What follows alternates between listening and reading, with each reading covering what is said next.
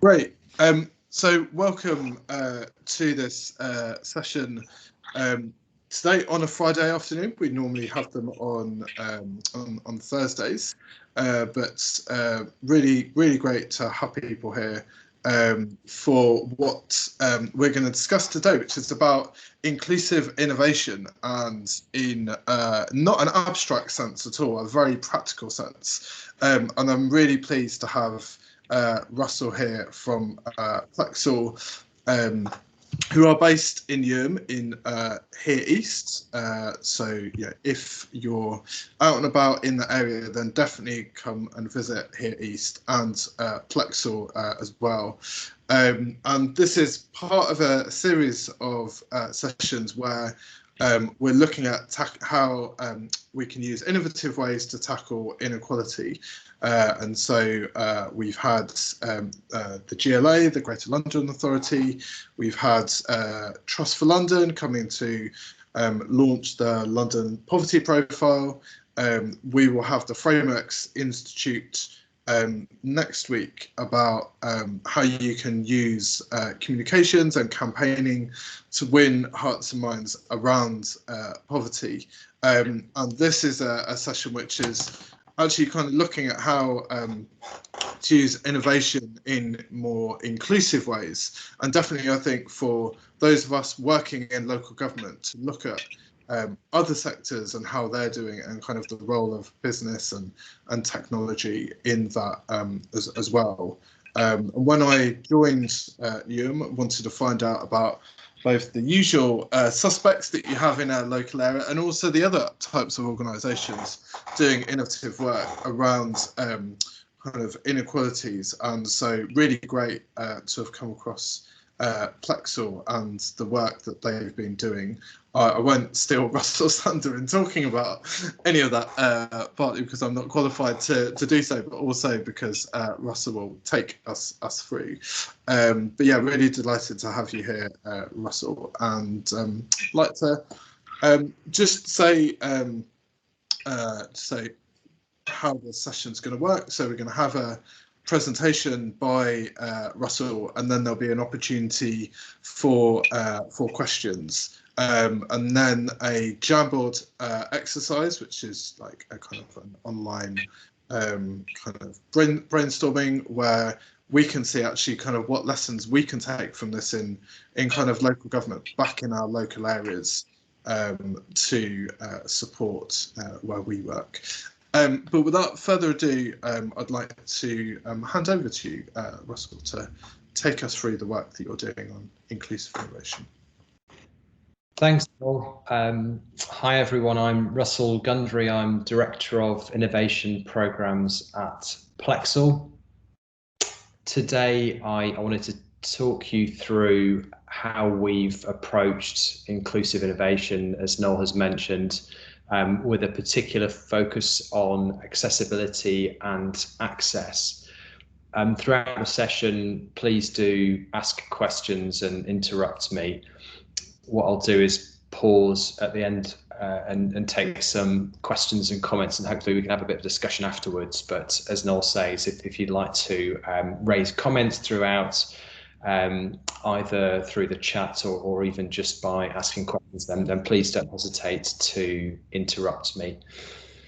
Just to give you a bit of context, so Plexal is located at here east. So post the 2012 Olympics, the buildings that you can see in the middle of this picture are here east, which is a technology campus, and Plexal, which is the building to the right of it. And that's the broadcast centre and the press centre from the Olympics. A bid went in to turn those buildings into a technology campus, and the intent was to bring all of the different parts of the ecosystem together. So some of the things you can see on this picture of startups working shoulder to shoulder with enterprise and educational institutions and government, for example, so bring those things all together with, for example, innovative infrastructure, and I'll talk about that in a moment, was designed to be this hotbed of innovation from the outset. I think an important point about innovation is that if you look at the situation of Canary Wharf, then you've got the disparity of the most profitable part of the country by day and the most deprived by night. And it was one of the things that we set out to avoid in creating this development. As part of that, we were acutely conscious that building a technology campus, it's very easy to end up in a scenario where you create a bit of a walled community. And we've sought quite hard to engage members of the community in the work that we do. A good example of that is actually just last night we hosted a panel session with some of our members who work closely with, so Badu Sports and Community, who provides well, I suppose a very innovative approach working with young people to create better opportunities through sport. They were based in Hackney initially and now operate throughout London, have a partnership together with Sky Sports, and also with a charity called My Life, My Say, which is founded by Mette Cobban, who's the councillor for Hackney, and also now represents energy within government as well.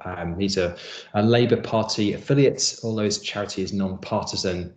And Badu and Mette from My Say were bringing together a panel on tackling racism in the workplace. That's quite a challenging area for a co-working place to tackle, because at some level we don't have a legitimacy to impart or mandate policies on our members. So the intent there really was to set a clear example and direction and formulate a charter that people could agree to. So hopefully it's a kind of a good example, just working practice from last night about how those companies are working together.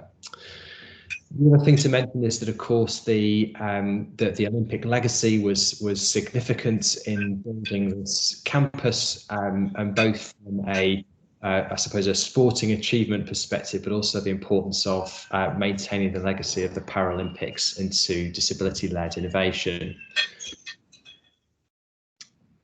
I think it might be helpful to frame this in an economic context, because I think part of our journey has been to understand how to engage the people who have access to capital and resources, and certainly the business case for why to invest in inclusive accessibility innovation makes a great deal of financial sense. So we're talking about more than 20% of the population.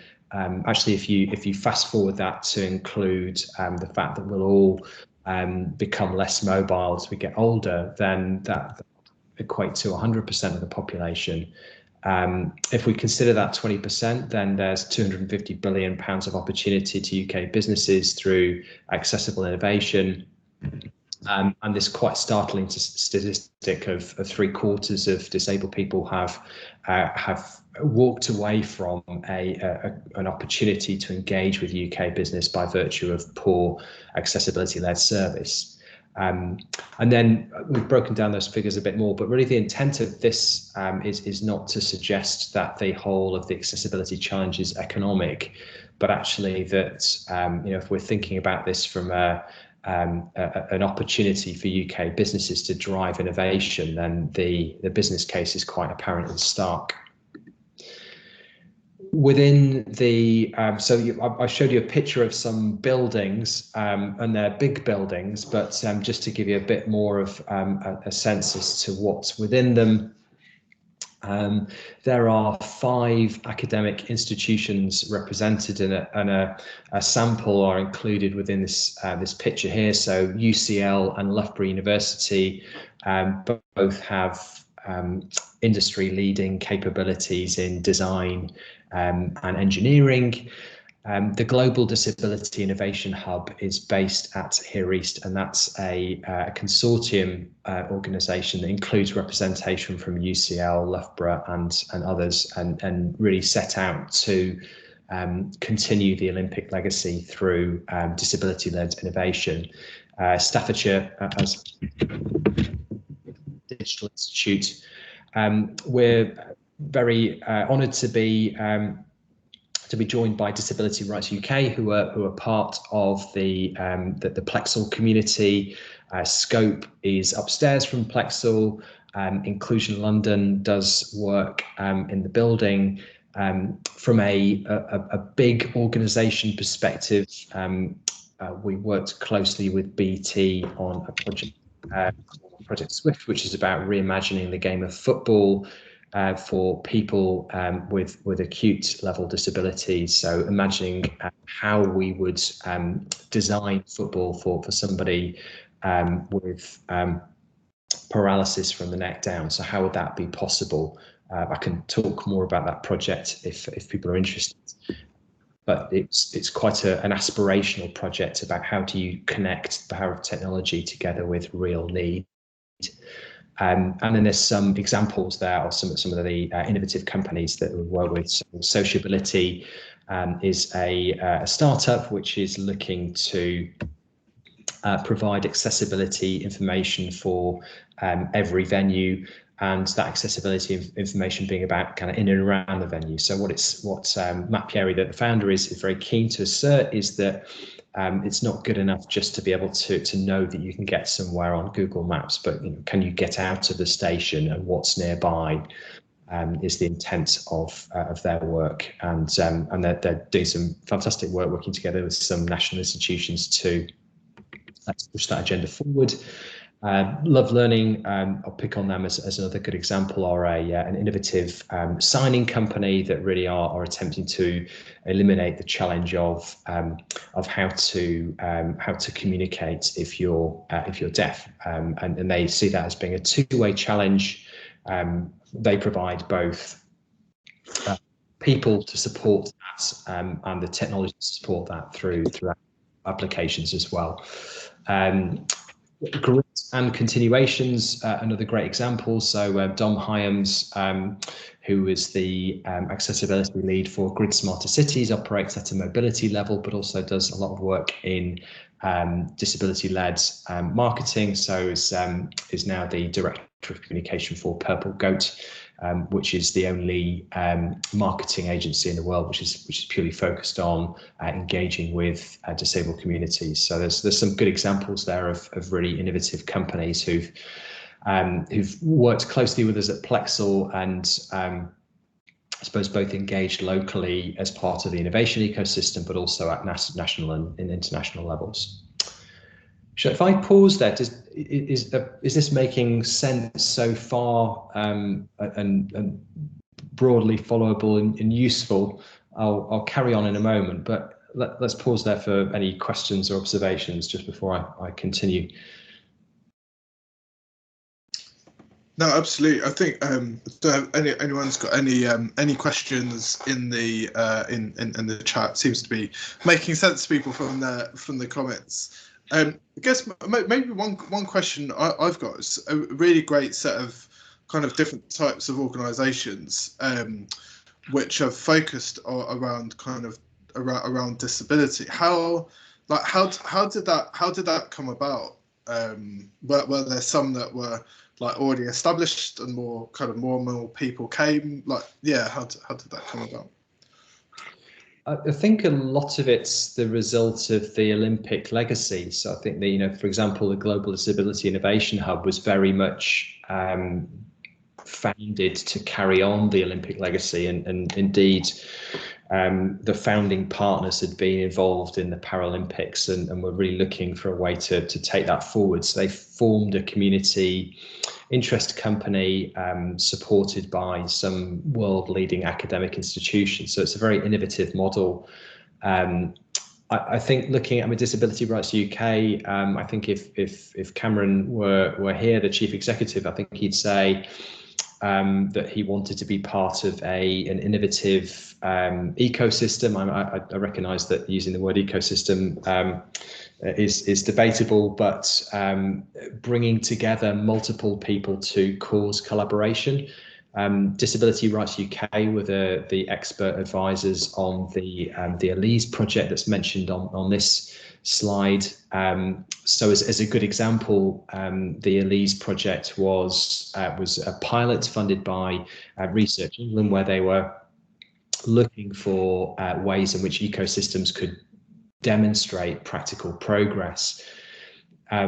We set out to ask what would the optimally designed accessible innovation space look like, and asked Disability Rights UK to convene a panel to shape the priorities. Some of the outputs were, if I show you this, I mean, for example, I think this is a really good example of access, that these doors have to be opened by hand. So one of the things that DRU UK advised was actually, what we need to do is make sure that those doors are held open. So we've installed magnets to keep the doors open, in order that actually, if you're going into Plexal in a wheelchair, then you don't have to pause and try and scramble with the doors, which is actually quite a challenging thing to do. So I think there's some really good examples of, that's a practical example of something that I don't think we really would have considered. But also thinking back to Disability Rights UK, that the fact that they were part of the ecosystem meant that the sort of proximity and water cooler moment meant that we were able to engage them in leading this panel and shaping the recommendations for Elise, which has also included things like height adjustable desks, sound deadening, which again is a non-obvious thing, but certainly from a co-working space with high ceilings has been a really important step. More meeting pods which people can get into regardless of whether they're in a wheelchair or not, in order to have closed conversations, and also from a sensory stimulation perspective, that they're more manageable than a open space. There's been a number of non-obvious recommendations, I think, that have come out of that, but the important point being that Disability Rights UK have been open and available for participating in this work.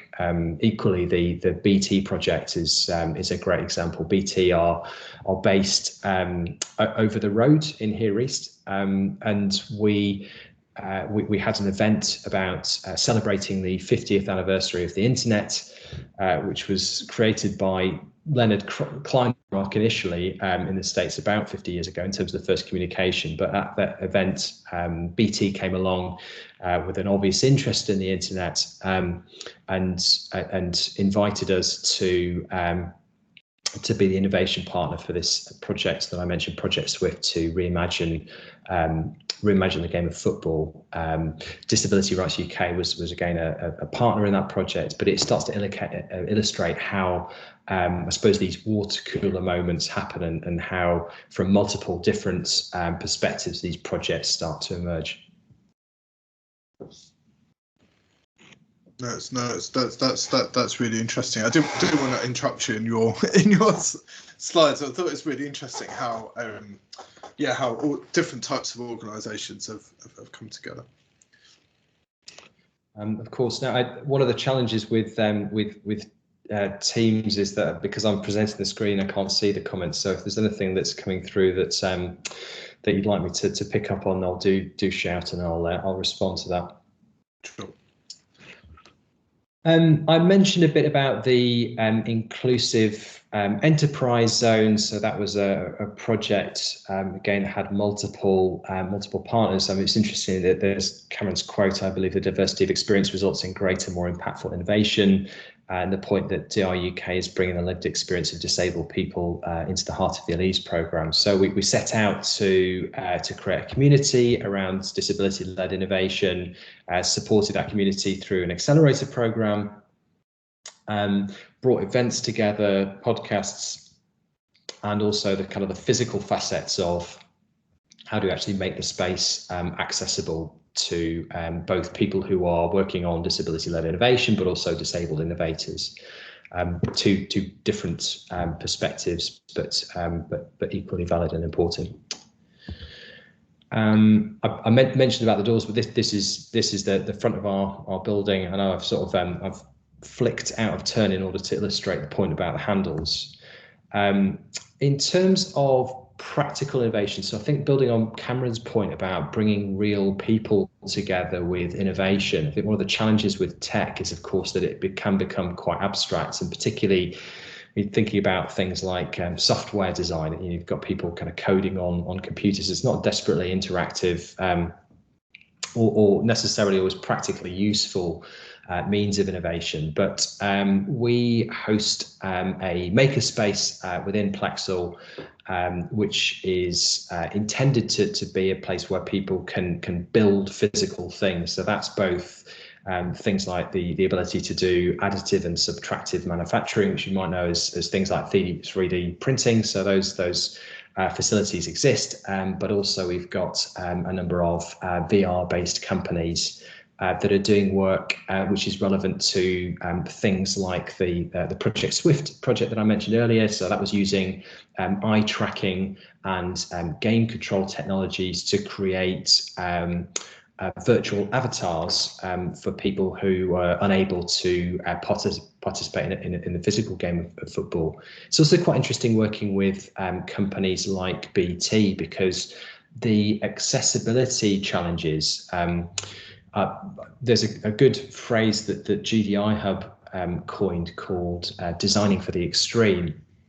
If you think about being unable to participate in as a fan in a football game, if you can't physically get to the ground to go and watch the game, then how does a company like BT create that experience at home?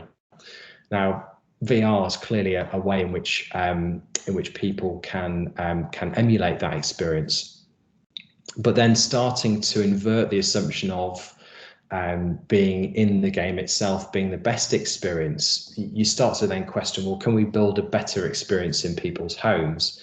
And actually, is that experience valuable to other people, not just people who are looking at it from an accessibility point of view? And then when you start to layer on top technologies like VAR, so you'll have seen if you watch sport that now you can follow players in almost real time. Actually, you can then see lots of applications where that fan experience can be developed into a coaching experience and an immersive rider experience if you want to be Valentino Rossi on the back of the bike. So there's lots of ways in which we can use this as a design method to focus in on a specific need, but also to take that specific need and open it to a wider population, and then work with additional use cases. So, the example I've given about, sort of fan experience, the immersive experience, the training experience, we can build those use cases together. And of course, critically, back to Cameron's point, really, it's key to involve the people who are impacted by that change. And I genuinely believe that disability-led innovation is a very exciting area for companies to engage with in order to drive better, more accessible ways of working and living for everybody. This autonomous pod is another really good example of that. So it's quite challenging to build the business case for autonomous pods because it's a new technology, and a lot of the time it's because people are behaviorally minded to buy a metal box that looks something like a car and cost them quite a lot of money. Now, the business model will evolve away from that, but actually the best use cases for the autonomous pods are examples where, for example, with older people who are less able to drive, and for example, they've got partially sighted vision, can't operate a human-driven vehicle, can retain mobility, economic utility, social engagement through these autonomous pods. Now, of course, they're also very relevant to places like here East. So, by virtue of our location, we run shuttle buses between here East and the Westfield shopping centre and sort of the main transits. But actually, in terms of efficiency, having a 30-person bus is not a particularly efficient mechanism.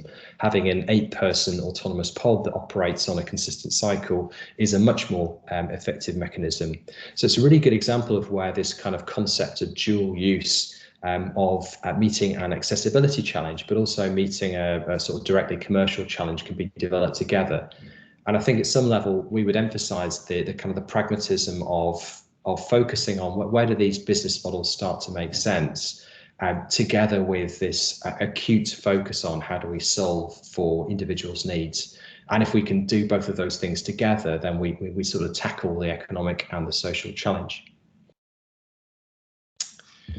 I would say what really only a few final points, but I've described a bit about the location, why it's significant, how we think about innovation, how we think about bringing these different types of organizations together. A bit about the types of accelerator programs that we've run, what they've focused on, the types of people who are involved. In terms of what we want to do next, we really want to find a sustainable model where we can offer a subsidized membership to people who are either disabled and working on innovative new ideas, or people who are working on ideas that are focused on accessibility. So those two aspects.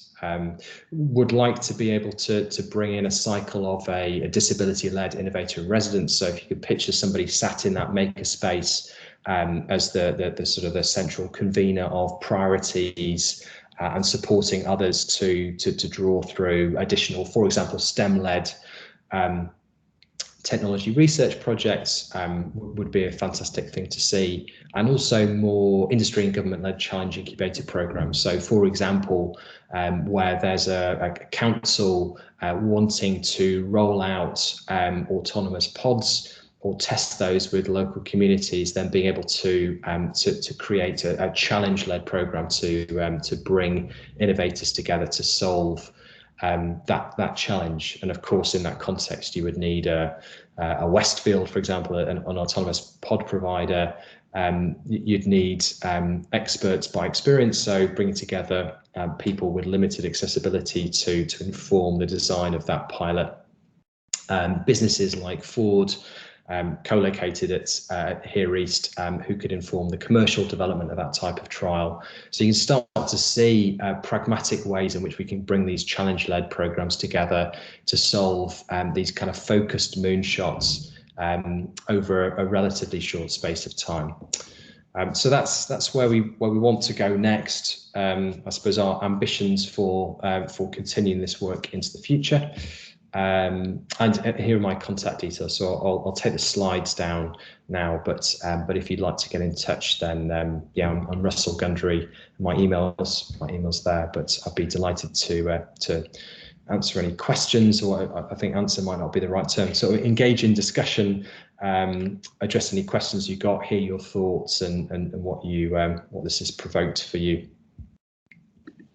Thanks, Russell. That was really great, and I kind of particularly liked kind of the examples of actually how these design methods kind of you're using for specific kind of disability issues are actually kind of better to drive innovation, kind of even beyond those issues. There's a question in the chat about how you work with the more informal innovation community kind of in the area. So maybe kind of businesses or organizations that don't necessarily classify themselves as innovation organizations, but that kind of might have some really important insights and ideas.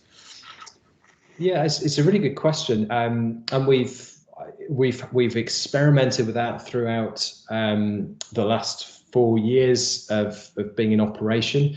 I think one of the most effective routes has been for us to have a very close relationships with people like Badu community, because they're, I think, much more legitimate in the local community than sort of sending over a bunch of tech innovators. So actually, I think the relationship that we have with a number of those organisations, so people like Badu, people like Disability Rights UK, are really critical to bring this type of innovation to their membership. Another good example was something we work very closely with Disability Rights UK, and I know that's less about the local community, more about national representation, but bringing together the panel to advise on changes. So they sought out a focus group of members to do that, but then separately we co-hosted a session at their AGM to invite ideas. So it's a bit of a brainstorming session to invite in, what would you like to see? What type of experience would you like to have from this accessible innovation centre? And then the other thing is really that we aim to have an open community. So we run regular events for our members, but also invite other people from the campus in. So examples would be, we've had offered free lunches, even though people suggest there's no such thing, but to members of the Here Eastern local community, just to say, look, come in and have a chat, and we'll get our innovation team in to engage in discussion. We've had events where we've brought together people in a more formal way to ask them, what does inclusion mean to you? So those are some of the examples, but I think probably in terms of what's most effective, actually, the kind of the working relationship with some of the representative organisations, both at a kind of a local level in terms of representing young people, and also at a national level, working together with organisations like Disability Rights UK. No, definitely. And in terms of the so when there are people come up with kind of issues or designs that are kind of more inclusive, like what for those people that then need to go and develop those out or translate those into tangible solutions, where maybe they might have been used to developing, I don't know, products or services which are maybe more generic. Like how do those kind of, like, whether they're kind of technology developers or service providers, how do they approach some of those like really new kind of, I suppose, needs, as it were, that have been kind of designed in terms of their work? If that makes sense. It's an incredibly difficult question, but so I think what I would say is that the types of systems that we're talking about are complex. So, talking about operating an autonomous pod, you've got a vehicle, you've got a computational system, you've got a bunch of sensors, you've got an external environment, you've got the people getting into and out of it, you've got the people that might walk in front of it, how it interacts with other vehicles. So there's kind of a multitude of different systems in operation, and at some level, clearly designing a solution in that context requires attention to all of those different systems and stakeholders. But I think what we have found particularly useful is that mission-led approach of solving a particular problem. And almost kind of keeping that as being front and center. The Kennedy example of the kind of the moonshot, I suppose, is the one that people always relate to. But that sort of that real grand challenge of we're going to get somebody on the moon. You can only really break down the problem with that type of clarity, and then being able to kind of say, okay, we're going to get somebody on the moon. What are the component parts of that problem? Who are the stakeholders that we need to work with? What are the types of projects that we can deliver that would demonstrate practical progress towards it? And I think the cycle then is relentless focus on delivering those smaller projects that demonstrate tangible progress towards that goal. And also that kind of constant relationship of, you almost need to have, I think, two brains as a designer. It's one, to focus on that relentless pursuit of the short-term goal, whilst also having the ability to open up and look at the wider system.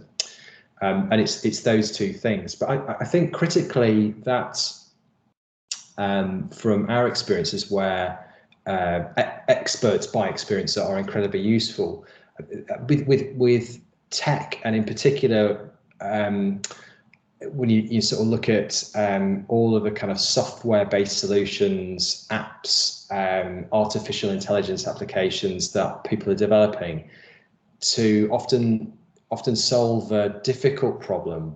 But then when you kind of engage with patients and they say, yeah, but that wasn't really the issue that I experienced. That's a really good articulation. I think that's where you need to have inclusive design and real people advising the design process. And then you have to kind of step away and sort of focus in and, okay, so we now need to build this part of the solution out. Let's get our heads down. But it's the relationship between those two things and the ability to be relentlessly focused, but also step back and consider the wider implications. No, definitely. And it kind of does make me think for different organizations that are engaging in this, the kind of like the skills or like professional development that's needed for the longer term, whether it's for like designers or developers or researchers or funders or investors, to actually kind of take the learning from these live experiments and think about actually like what are the skills that we need to bake in for everyone actually to kind of doing design, for example, so that they can be more inclusive from the start across everything they do. And I was interested in kind of what you were talking about in terms of a disability-led innovator in residence, and do you envisage them focusing on right across like your organization, or is that for kind of specific programs where they come in and provide some kind of constructive challenge? Because I imagine there are a wide number of different layers that they could potentially look at. So yeah, I was just wondering how you're thinking of using them. It's a really good question. I think from I guess our experiments and what we tried, you do have to have a program to generate momentum, because the risk is otherwise you have a disabled or disability-led innovator in residence, and whilst everybody might agree that in principle that's a good idea, unless that happens to align to the point of time where a major automotive manufacturer is considering this as part of their design process, then that might just not draw the demand for that service. I think that kind of hopefully aligns to the point that you're raising on. So I think what we found is that it's important to have the program, and the program elements we tend to have components. So you've got the industry need, so kind of focused moonshot, the service to SMEs, if you will. So almost there's a bit of a layer of how do you then publicize that service to everybody in Plexal, noting that we've got 1,000 desks occupied by people that we don't employ, then being able to kind of market that as a service to say, if you're thinking about disability-led innovation, then come and engage with this person. And also then the community element, so the kind of open element of making that service available to people more broadly. And a good example of that is getting school children in to do hacks, and not just focusing on the kids who are participating, but also thinking about how does that then influence their parents and their families as a kind of wider route to diffusing some of this thinking. So I think those kind of three levels of the sort of focused industry engagement, the how do you engage SMEs with this kind of capability that they probably would struggle to have internally, and also that kind of wider question of engaging the community. No, definitely. And it's interesting. You shared an example of children getting involved, and you're talking about getting kind of children involved in hacks. Kind of it does make me think that kind of learning is always best when kind of people are doing something and then learning about it as much as learning about the theory and then experiencing it. I mean, what advice or what would you want to see more from schools actually in terms of in terms of engaging in this kind of work, because they'll be doing like citizenship education, which looks at like different issues. But yeah, how would you like schools to be more involved in this kind of stuff? I think probably the key word is systematic. So I think maybe the critique of think about the relationship between skills development and then industry need would be that they tend to be not very well connected together. I think there's lots of ways through which schools and industry can work more closely together. I think engaging children in hack challenges is a really good example of that. My personal view, and it is a personal one, I think that sometimes if you expect people to solve a complex problem in 24 hours or in a weekend, I think is probably a bit naive. But I think engaging broader people in a more thoughtful way, so kind of actually shaping honest challenges and saying it's a difficult challenge, we're going to interpret it in words which people can understand, but we're not going to kind of sugarcoat and pretend that it's easy to design an accessible vehicle. But I think in my experience, that actually when you ask young people some of those difficult questions and do that in a way which is thoughtful and considered and honest, a lot of their creativity is quite surprising. So the sort of the level that they're sort of thinking at won't tend to necessarily be, well, here's the design for your operating system, but in terms of this is a way in which you could solve that problem that you might not have thought about. I think actually we can get a lot more out of people and engage them in a much more useful way.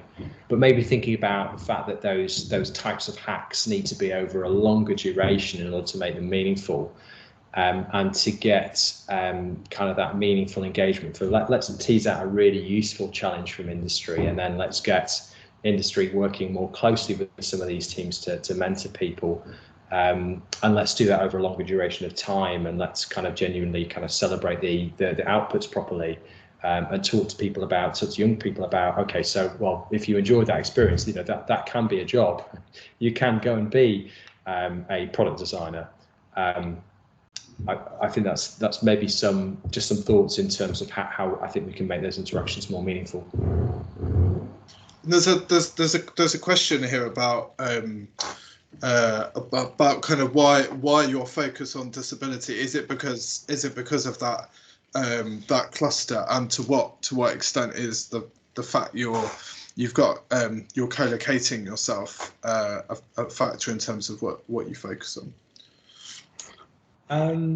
So it's a bit of a chicken and egg, I think, because at some level the Olympic legacy and the Paralympic legacy were such key parts of the I suppose the intention and principles of the development that accessibility has always been a kind of I suppose a foundational thread of what we're looking to do.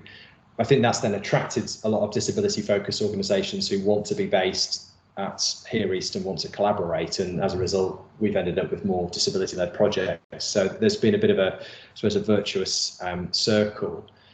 I guess maybe as an observation, I'm interested in people whether people challenge this or think differently. But I also think that to focus on inclusion more broadly sometimes has a tendency to then try and focus on everything and by result not achieve a great deal.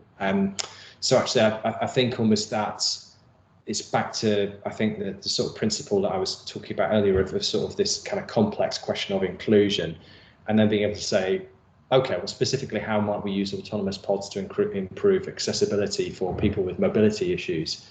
It is an addressable question. It's a difficult question. But then to be able to kind of look back and say, well, okay, therefore, what's the experience that we've, what have we learned that we can apply to a broader community? Is very relevant. I do think that accessibility from a design point of view and a tech design point of view is a very important question in identifying areas that benefit a wider population but don't tend to get considered. So I think there's a bit of a point there about inverting our assumptions about the sort of prevailing assumption from a design point of view as being, well, if we just deal with the needs of the majority of the population, then that's probably good enough. And I think actually, probably from a design perspective, we got to the point of inverting that and saying, well, actually, what about if we deal with the needs of a very specific number of people who have particularly acute requirements, and then consider, does that actually make life better for everybody? So it's a kind of it's the inverted process, but I think an accessibility point of view is significant. And then the final thing I'd say is we actually got to the point of, because I mentioned some of the work with, say, Badu and My Life My Say and others, which is not about accessibility, but actually the theme that struck us was access, in the sense that, you know, in a way our objective was, how can we make a technology campus a place that people who are either not able to physically participate or perhaps don't feel that they're entitled to participate, how do we address that problem? And so actually, in terms of if I look at the Open Door Accelerator program that we ran, yes, there was a high proportion of representation from disability-led businesses for the reasons of community that you mentioned, Tom. But also we took a wider perspective on, okay, what about those businesses where people, innovators that are supporting people who don't feel entitled, as opposed to cannot physically enter the building. Great. There's a comment here from Justine, which don't think is a question, but kind of really about the value of experiencing inclusivity in action. And that actually, I absolutely agree that drives improvement in everything we do, because if it's too generic, then actually it's more difficult to find genuine innovation, rather than an issue that isn't being or a need that isn't being served currently, where you're really trying to identify actually how best to meet that specific need. But it was a really great presentation, and and this isn't a question, but I'm intrigued as to like how many other inclusive enterprise zones that kind of there are, who have got like a particular focus, whether it's on disability or kind of another type of issue around inclusiveness, because I think that just provides such an important way to bring these issues to the surface, but also to show like that visibility in action. And I think there's a lot to learn, particularly when, you know, there's a trend of developing innovation this and innovation that, and it can sometimes feel like kind of almost like theatre, as opposed to like tackling people's real needs. And it's when you get to those specific issues that you can really see actually what do we need to do differently, whatever role we might be in. So thanks a lot for that, Russell. Really great presentation and some great insights. And I guess a kind of a final question: can people come and visit kind of Plexal? Are there opportunities to see in action kind of what you're doing, whether that's on the specific programs or showcases you've got?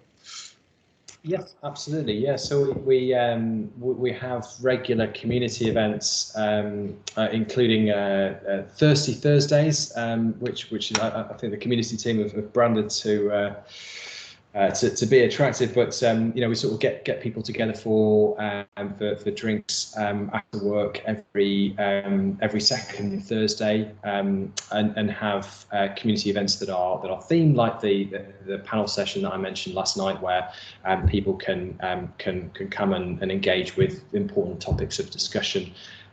So that all of that information is on the Plexal website, and if people do want to come and visit, yes, absolutely, you're welcome anytime.